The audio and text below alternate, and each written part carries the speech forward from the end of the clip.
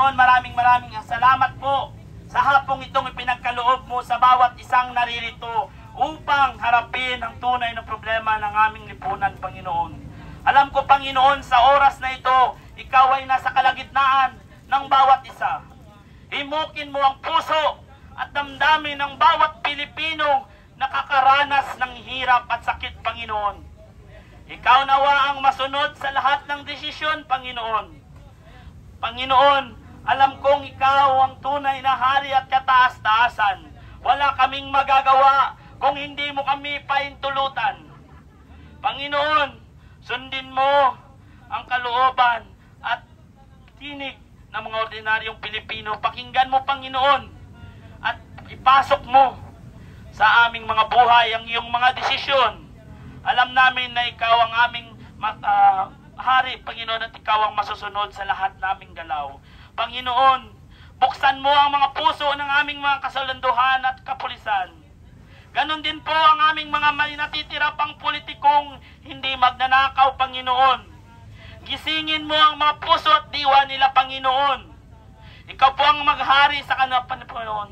Diktahan mo sila, Panginoon, kung ano ang nararapat para sa bayang ito, Panginoon.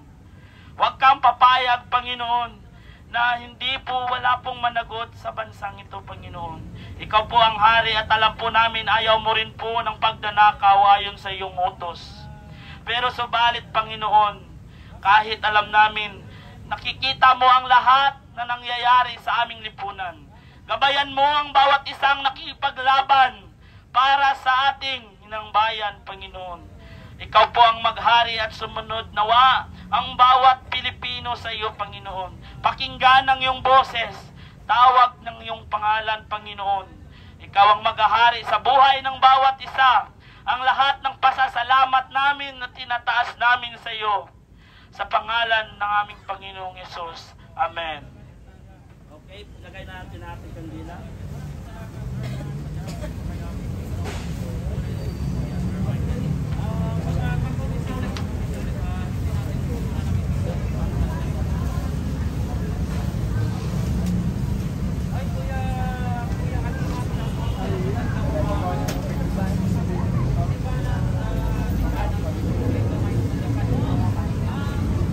I-break ko lang yung fake information na tayo ay pinapalis dito.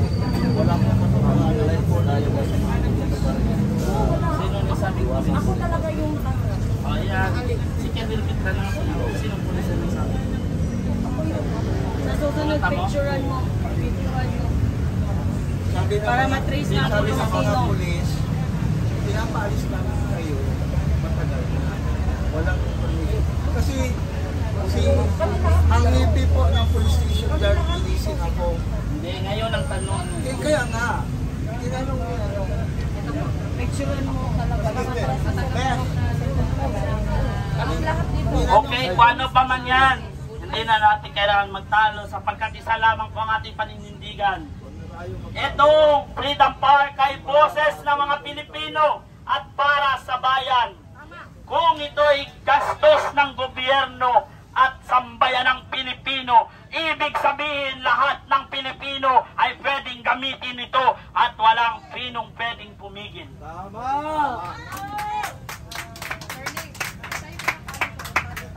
Puso, damdamin at pagkatao. Alam namin na hindi natatago sa iyong mga mata ang mga nangyayari sa aming bayan. Dinig na dinig mo ang puso, ang pintig ng puso ng bawat Pilipino na umihiyaw ng pagbabago. Umiiyak ng dahil sa kanilang mga kalagayan na nais makahulagpos sa kahirapan at magkaroon ng tunay na kapayapaan at kaayusan.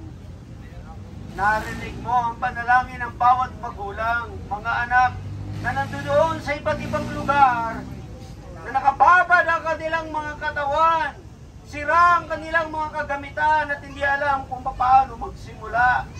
Mga anak namin, mga kabataan na nag-aaral, lumilipat sa mga ilog, hindi makapasok sa mga eskwelahan, ang lahat ng ito nakikita mo. Nakikita mo rin ang pagnanasa namin, Panginoon, na ang pamahalaang ito ay ibaba mo ang mga taong tiwali.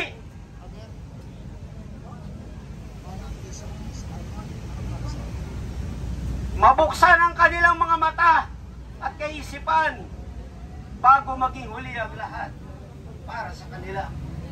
Dahil ang bayang ito'y nagtitiis lamang, ngunit mayroong katapusan ang pagtitiis. Alam namin din naman Diyos, amang Diyos na iyong naririnig ang mga pagtatawanan nila. Iyong ring naririnig ang kanilang mga ngisi sa kabila na ang bayang ito'y lugmok sa kahirapan. Nakikita mo na ang mga taong ito, Panginoon, ay masaya, masarap matulog, masarap ang pagkain, nasa magagandang mga lugar. Samantalang ang iyong bayan ay umiiyak at naghihirap.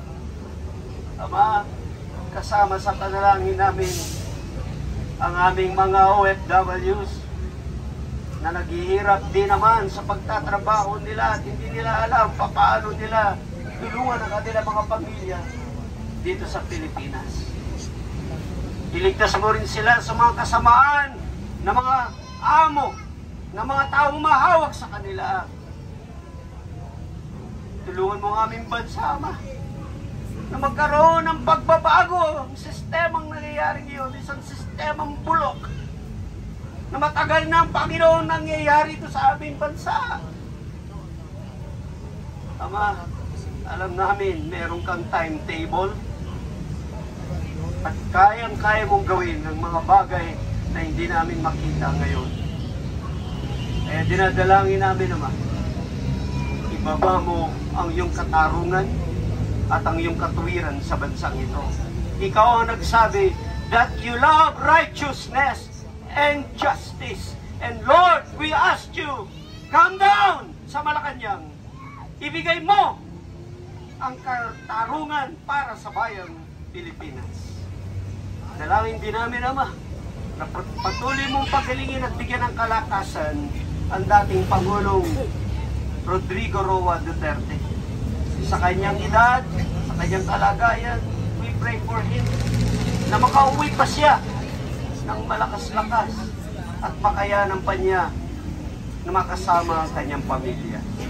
Ama, muli, ang lahat ng panalangin ito ay aming pinapaabot sa iyo doon sa trono ng awat biyaya mo.